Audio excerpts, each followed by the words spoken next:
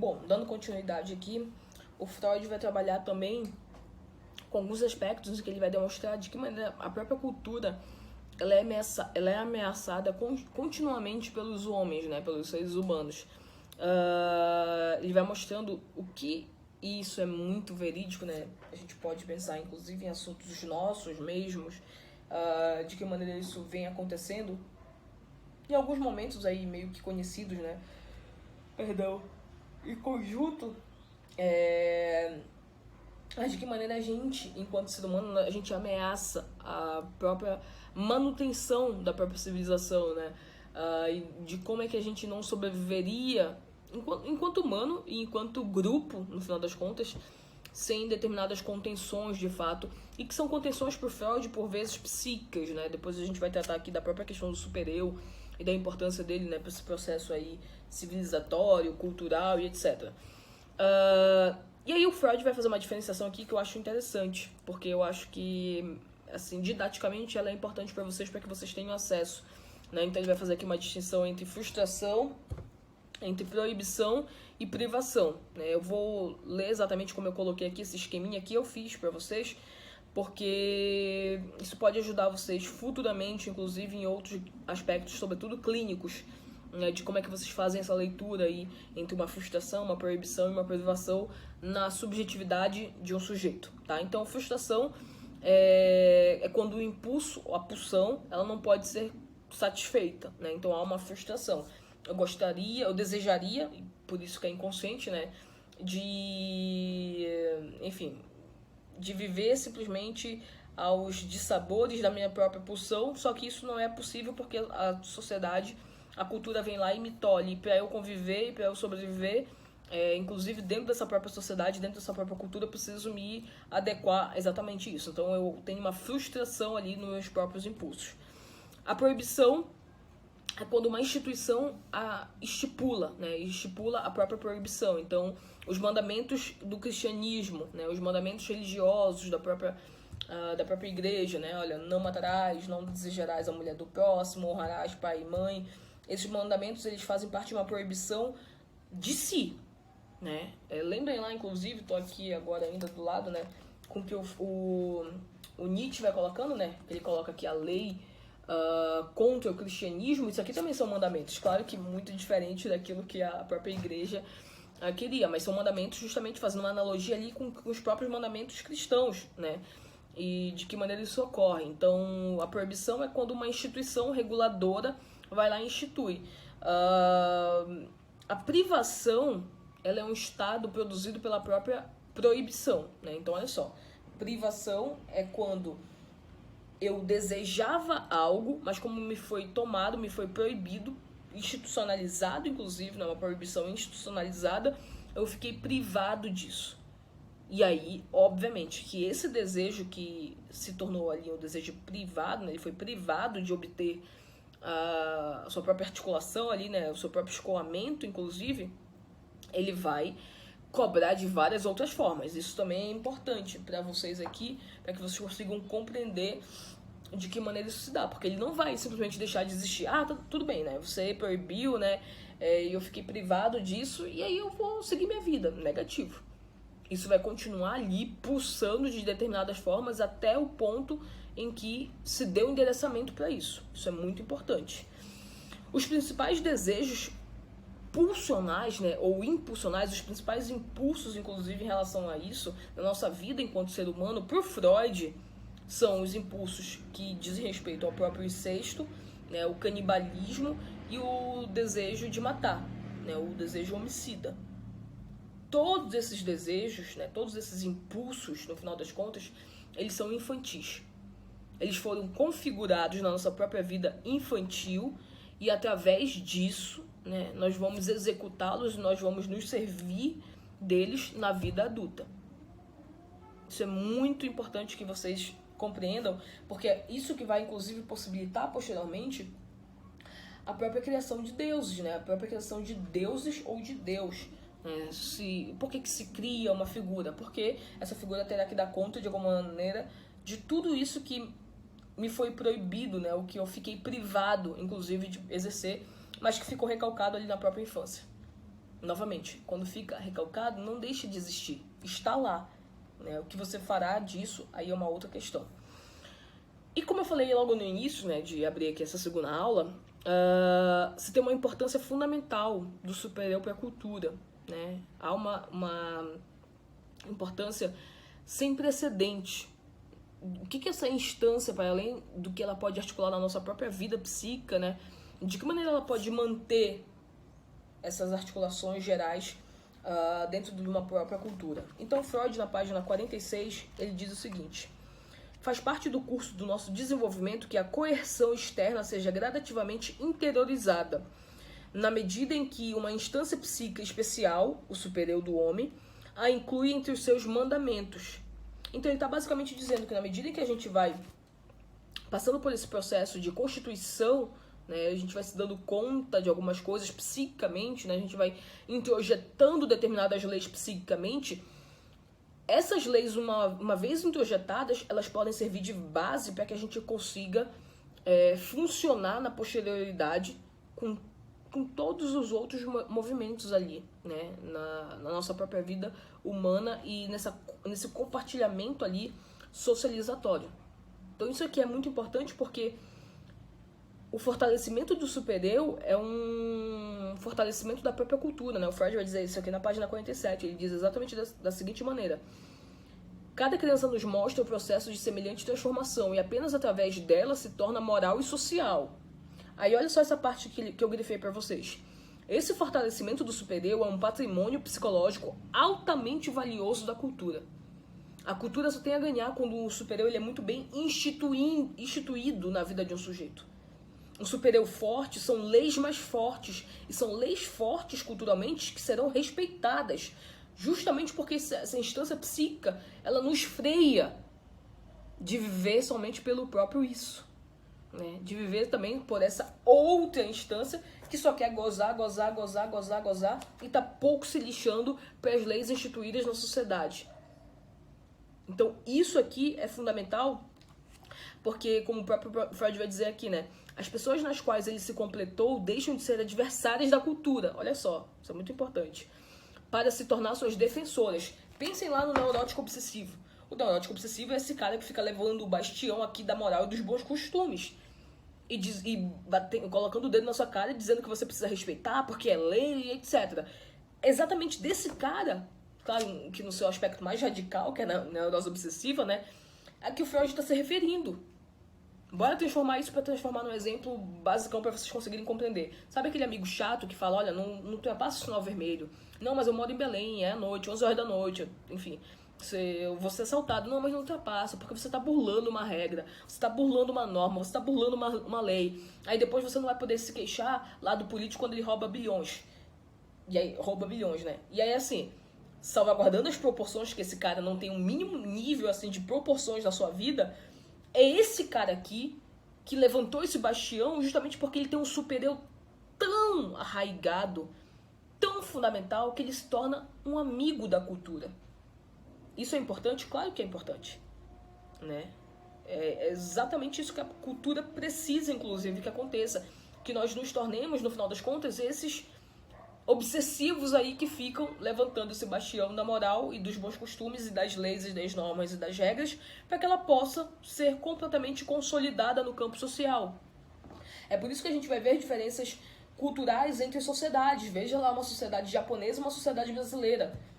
Certamente, se a gente pudesse fazer essa articulação, né? Mas o super-eu do brasileiro ele é muito mais fragilizado e fraco frente ao super-eu de um japonês, que segue muito mais de maneira cultural as normas, as leis, as regras. O brasileiro ele é até conhecido pelo jeitinho brasileiro, em que se burla de maneira constante tudo isso que ficou regularizado. E aí você percebe também na própria extensão da cultura o quanto que isso é perigoso. Por que as coisas acontecem no Japão? Porque a galera tem de onde tirar, né? Tem como receber aquilo que produz. Por que isso acontece? Porque lá se segue de maneira fidedigna o que é posto pela maioria das pessoas, pelo menos. Aqui no Brasil, como é a casa da mãe Joana, a gente vai ter, inclusive, prejuízos na hora de se articular frente a isso.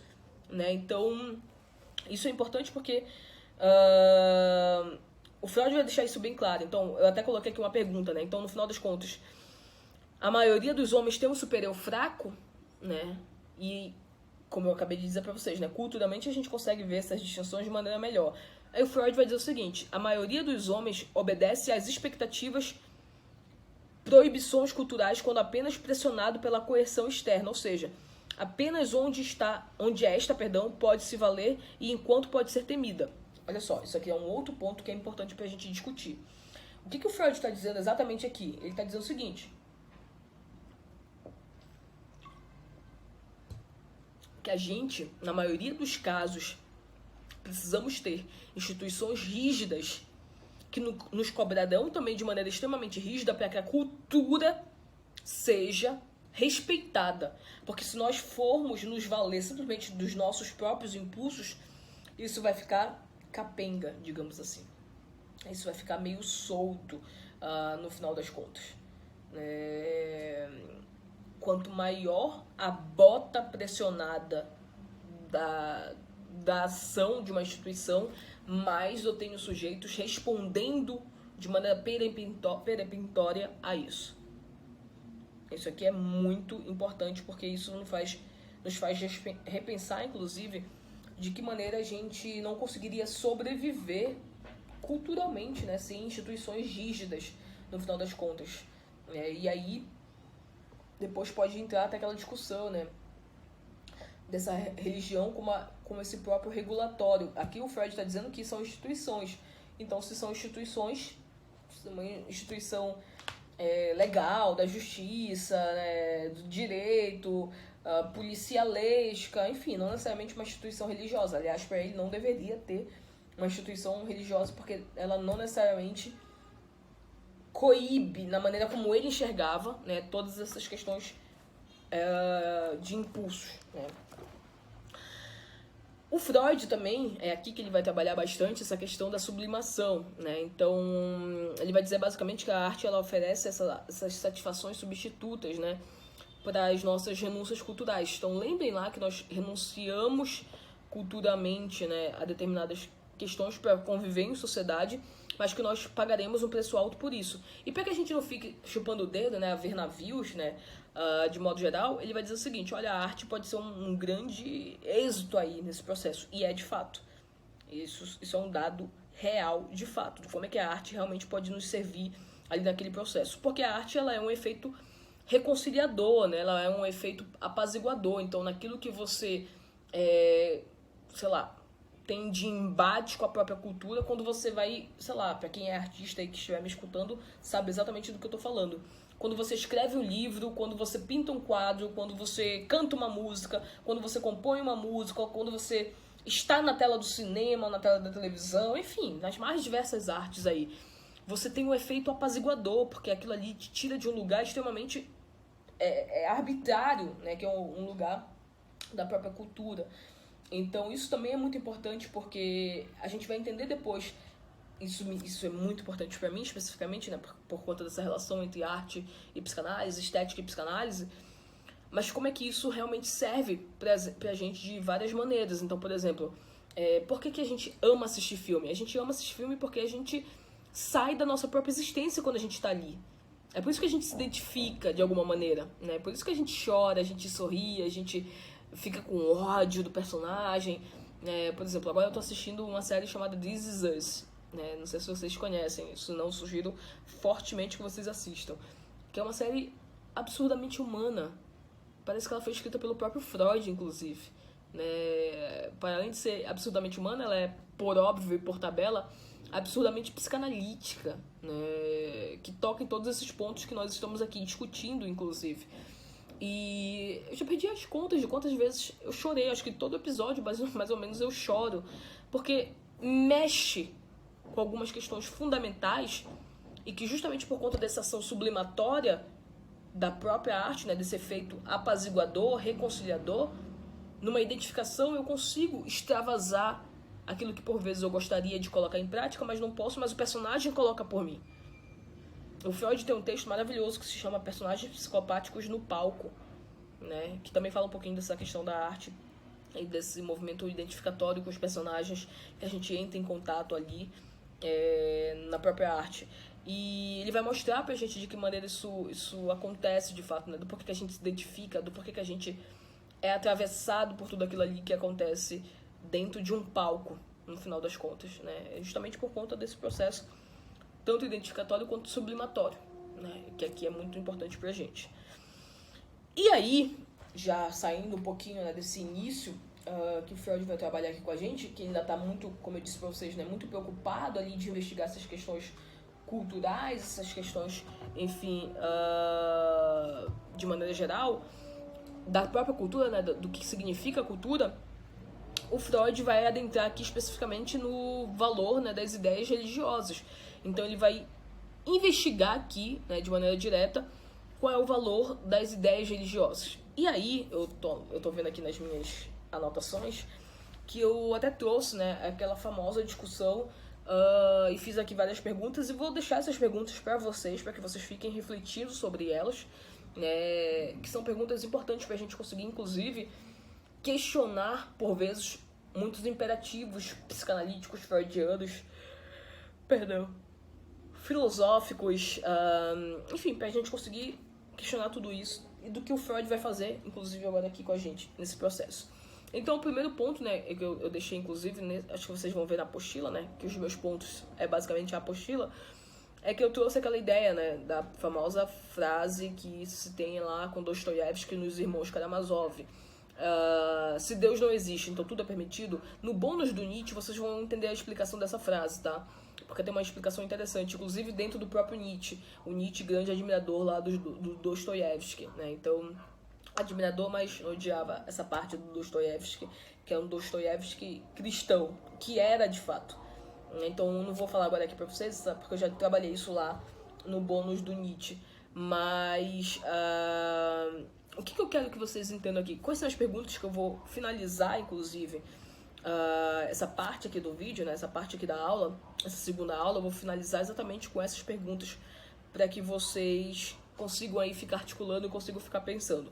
Primeiro ponto, aliás, não precisa responder agora, né? Como se eu estivesse ao vivo aqui com vocês. Mas possam, então, vocês podem aí ficar respondendo na medida que eu vou fazendo junto com vocês mesmos. E depois, se quiserem, coloquem aqui no chat da Romart, né, as dúvidas de vocês, os questionamentos de vocês, até mesmo, né, o que vocês pensaram frente a essas perguntas que eu estou fazendo agora. Coloque aqui nessa aula, né, um comentário, acho que vai ficar bacana, inclusive pra gente poder ter essa troca, conversar, né. Eu não dei essa dica lá no primeiro curso, então poucas pessoas fizeram comentários, de fato.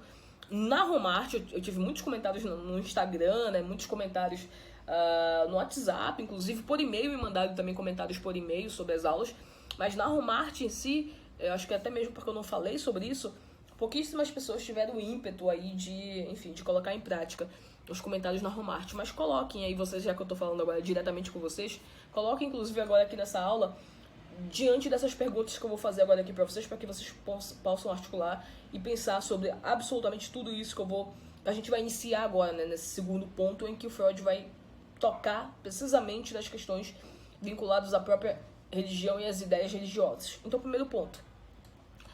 Tudo é permitido sem as amarras restritivas, institucionalmente restritivas, né? As instituições, se elas não existissem, a gente conseguiria regular, né, a nossa vida em sociedade através dos nossos próprios imperativos, sem precisar de uma instituição por trás? A primeira pergunta, o que vocês acham disso? E aí, inclusive, eu vou deixar pra vocês uma dica de série, que eu acho que ela é importante aqui nesse momento, que se chama The Society, né? Tem na Netflix, só tem uma temporada. Eu vou resumir pra vocês, é um grupo de adolescentes de determinada cidade pequena, em que os pais são absolvidos, né? E os pais saem daquela dimensão. Eles não sabem disso, eles simplesmente entram em contato de que os pais deixaram de existir e que só vivem eles.